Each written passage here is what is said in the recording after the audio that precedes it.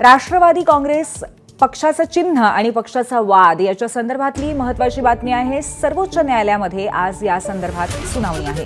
न्यायमूर्ती सूर्यकांत आणि कोटेश्वर सिंग यांच्या समोर ही सुनावणी होणार आहे। निवडणूक आयोगाने अजित पवारांना घड्याळ आणि पक्ष देण्याचा निकाल दिला, त्याला शरद पवारांनी सर्वोच्च न्यायालयामध्ये आव्हान दिलंय।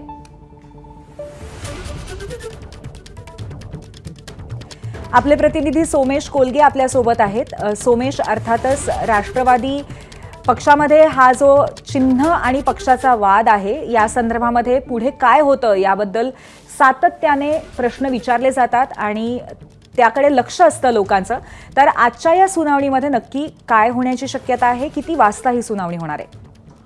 नक्कीच पूर्वी आज 32 नंबरवरती अनुक्रमांक 32 वर हे प्रकरण आहे न्यायमूर्ती सूर्यकांत आणि कोटेश्वर सिंग यांच्या कोर्टामध्ये।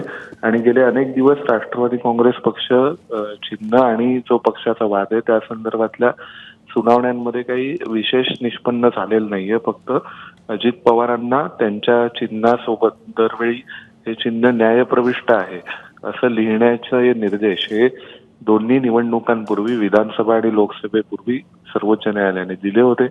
आणि त्यानंतर आता या प्रकरणामध्ये आज तरी हे प्रकरण सुनावणीला येतंय का, 32 क्रमांकावर असल्यामुळे तिथपर्यंत बोर्ड रीच होतोय का हे पाहणं महत्वाचं ठरेल। आणि जर सुनावणीला आलं तर दोन्ही पक्ष काय भूमिका घेतात हे देखील खूप महत्वाचं ठरणार आहे। पूर्वी नक्की सोमेश, अजूनही प्रकरण नक्की आज कोर्टामध्ये याबद्दल सुनावणी होते का प्रलंबित राहते हे पाहणं महत्वाचं असेल। धन्यवाद आपण दिलेल्या माहितीबद्दल।